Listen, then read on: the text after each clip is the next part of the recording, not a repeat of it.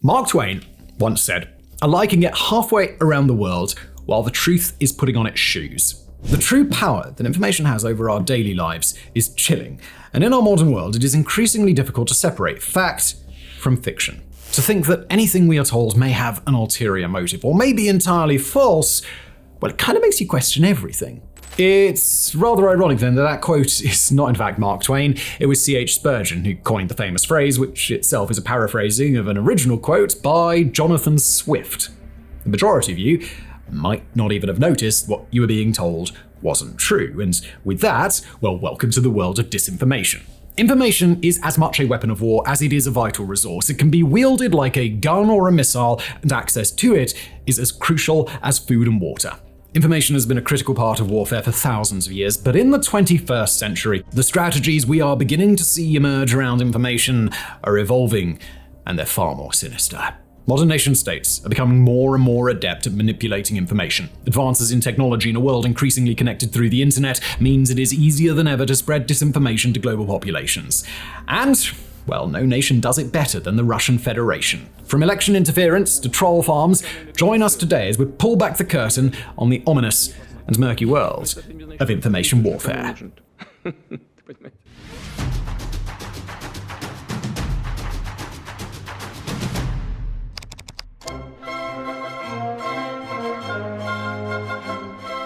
Alright, before we explain how Russia uses information warfare to its advantage in modern geopolitics, we first have to understand exactly what it is. Information warfare is a form of conflict based on the manipulation, influence, and use of information to further one's own political outcomes. Crucially, information warfare can be conducted without a shot ever being fired. It can be used to gain an informational advantage over your opponent, influence a government's actions in your favor, or manipulate citizens into believing false truths. In the world of realpolitik, that's real power, and nobody understands this better than Vladimir Vladimirovich Putin. Lest we forget, he was an agent for Russia's clandestine intelligence service, the FSB, before his terms as president.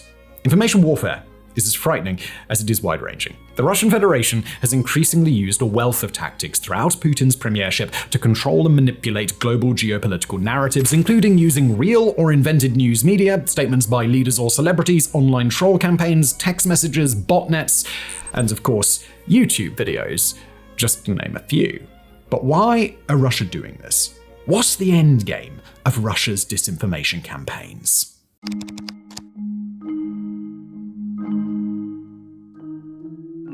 We must recognize this strategy in the context of Vladimir Putin and his perspective of reality, warped as it may be. Putin sees his illegal war in Ukraine as just one front of an ongoing global conflict against the West, particularly the US and its NATO allies. Putin's ultimate goal is to reshape the international order away from one that is dominated by the West and towards one that benefits Russia and those who fall under her sphere of influence. If Russia was to try and make this change by force, the ensuing conflict would be overwhelmingly bad for Putin when facing the full military might of NATO. That is, if the world wasn't immediately entered by nuclear war in such a conflict. Therefore, Putin knows he must fight against the West asymmetrically rather than through conventional means. He has to use cloak and dagger rather than shells and bullets. Putin himself has stated as much in a speech to the Russian Federal Assembly all the way back in 2006, saying, "We must take into account the plans and directions of development of the armed forces of other countries. Our responses must be based on intellectual superiority. They will be asymmetric and less expensive." Through necessity, Russia must wage war in the shadows to undermine Western institutions, spread panic among people, and engender distrust in liberal democracies. Information warfare is used as a critically important tool for driving these objectives. Many today believe that we're living in a post-truth era, where truth itself is seen as malleable and dominant narratives rule the day, whether they are true or just not. Russia has played a large part in this evolution because of Vladimir Putin. The murkier reality becomes, you see, the easier it is to manipulate populations, politicians, and policymakers towards outcomes that benefit Russia.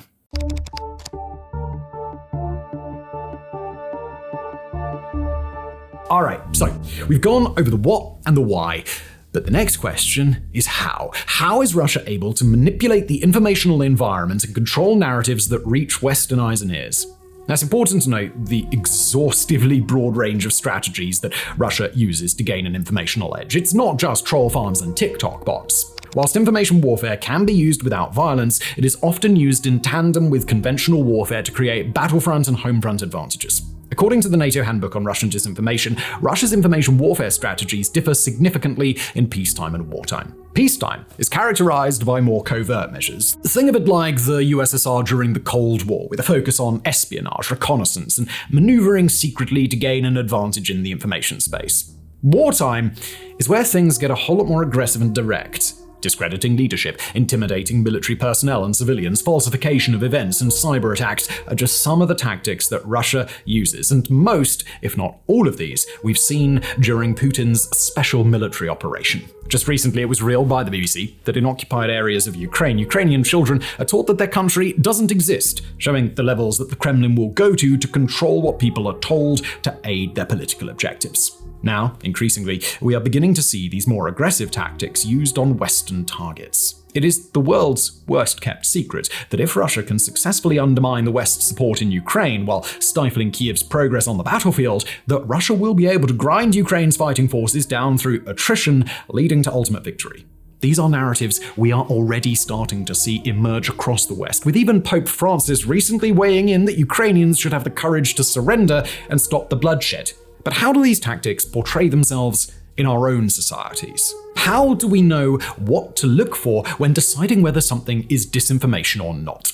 And well, by design, it's often not clear. Putin aims to attack from both outside Western society and from within to spread disinformation. The outside approach is characterized through the use of mainstream and social media. Social media at the best of times is often a fight to distinguish reality from fiction due to the anonymity provided by the internet, alongside people generally having not enough time in their lives to fact-check every social media post they read or headline that they scan. This is used to Russia's advantage, spreading, identifying, and amplifying narratives that gain traction to help Russia's cause. A good example is Anastasia Steinhaus and her father Alexei Reznikov, Ukraine's former defense minister, both of who were targeted with false claims on TikTok that went viral at the end of 2023.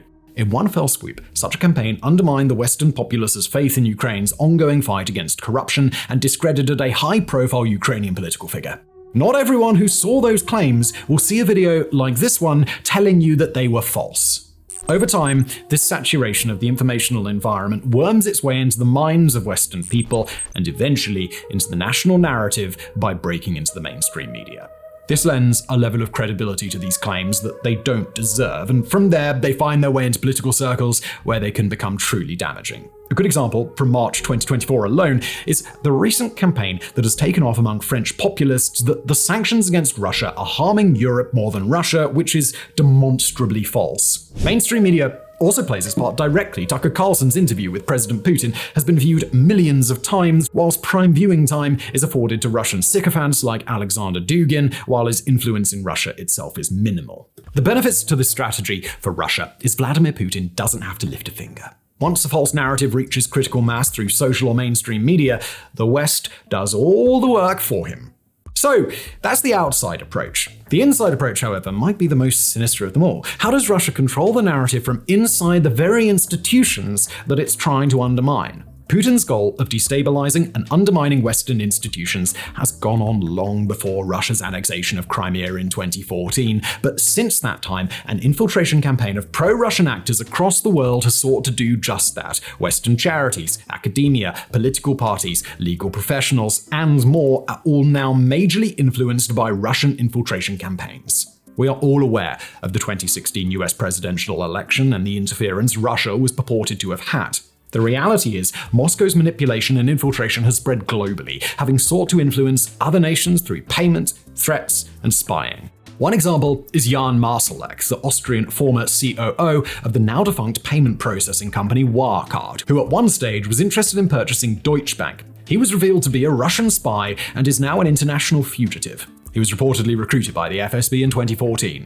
Evgeny Lebedev, who sits in the British House of Lords, has a father who is a former KGB agent who met at the time Foreign Secretary and eventual Prime Minister Boris Johnson in 2018. Lebedev has a 1% attendance record in the Lords and spends his time rubbing shoulders with high society Britons as the owner of the Evening Standard and an investor in The Independent, two of the biggest publications in the UK. After his peerage, he stated, "Is it not remarkable that the son of a KGB agent and a first-generation immigrant to this country has become such an assimilated and contributing member of British society? What a success for our system, don't you think?" It makes you wonder whose system he was really referring to. Ledbedev vehemently denies any links to the Putin regime. In 2022, a Czech diplomat with top security clearance had been caught handing classified information over to the Russians. David Ballantine Smith, a Russian spy working in the British embassy in Berlin, was jailed for at least 13 years in February 2023 for giving information to Moscow, and in November of 2023 it was revealed that the Russian embassy in Rome had taken out €4 million worth of cash since the beginning of the war in Ukraine. Russia is also accused by US officials of an international ring of election interference, including the threatening of election workers in Eastern Europe, spreading false claims of voter fraud in the Middle East, and social media manipulation in the Americas. These are just a fraction of the examples of known Russian attempts to influence the informational environment in their favor, and it paints a stark picture of the connected global campaign Putin is waging against the West. So, while the troll farms play their part, the strategy is far more widespread and ominous than it initially appears. But don't take it from just me. Take it from Joseph Borrell, the EU's High Representative for Foreign Affairs and Security Policy, when he says, "Russia accompanies its illegal war against the Ukrainian people with an information war and aggressive war propaganda on a global scale." Moscow itself has a vice-like grip on the informational environment within its borders. Foreign ownership of media outlets is limited, rebroadcasting licenses have been withdrawn, and independent sources of news have been curtailed. Russian television paints an alternate picture of reality, school textbooks are censored, and even the relatively free internet is also slowly being brought under control. Vladimir Putin has just secured his fifth term as president in an entirely unfree and unfair election in an inevitable landslide where his biggest opponent, Alexei Navalny, recently lost his life while imprisoned in Siberia. Winning an election, even with a guaranteed outcome, helps in lending legitimacy to the Kremlin regime. This tells you all you need to know about how important the Kremlin sees controlling the narrative as. They know how damaging it could be to their own regime if it was used against them. Now, we've established what information warfare is, what Russia's objectives are, what tactics they use, and how widespread it is. The question remains, what are NATO and Western-backed democracies doing to combat Russia's strategy of information warfare? And the short answer here, which might shock you, is not very much at all. The fallout over Russia's purported influence during the 2016 US presidential election has not been sufficiently addressed. Facebook admitted that between 30 and 126 million Americans may have seen some 80,000 posts written by Russian-backed pages, but tried to downplay the level of Russian influence overall by stating this is a small minority of total posts on the platform. The West's bans of Russian state news networks, Russia Today and Sputnik, have proved ineffective as both remain easily accessible across the internet. In the US, the Department of Homeland Security's Disinformation Governance Board was shuttered in August 2022 following political infighting. A 2020 report from the UK's intelligence services stated that Russian interference in the country is the new normal. Money and resources are actually being scaled back as Russia ramps up its campaigns. The United States' recently passed Protecting American from Foreign Adversary-Controlled Applications Act may have a positive effect. However, we know that Kremlin-backed disinformation campaigns are far more exhaustive than the lone use of social media. When it comes to information warfare, the West and the Kremlin are scarcely playing the same game, let alone by the same rules. Therein lacks a concerted and joined-up effort across the Western world to combat Russian disinformation campaigns. Many Western nations share military information or intelligence relating to the operation of Russian spies, but have yet to formulate a working strategy that can stop Russia from exploiting the weaknesses in their institutions through their own people. Russia is deliberately using the West's greatest self-proclaimed asset, its freedom of speech and its freedom of the press, against itself, while Western liberal democracies continue to sleepwalk into the same crises again and again, and the future is potentially even more menacing. With the recent explosion in artificial intelligence technology, there's the potential for Russian disinformation campaigns to become supercharged. Many in the West are clear they do not want outright war against Russia, but it could be argued that Russia and the West are already at war. Western weapons are being used in Ukraine, while Russian information warfare ravages its enemies at home and abroad. The West just has to act before it is too late. And thus, we return to our original quote, this time correctly attributed to Jonathan Swift, providing a key reminder of what the consequences of losing the information war to Russia could be. Swift writes, "Falsehood flies, and truth comes limping after it, so that when men come to be undecided, it is too late. The jest is over, and the tale hath had its effect. Like a man who hath thought of a good repartee when the discourse is changed or the company parted, or like a physician who hath found an infallible medicine after the patient is dead."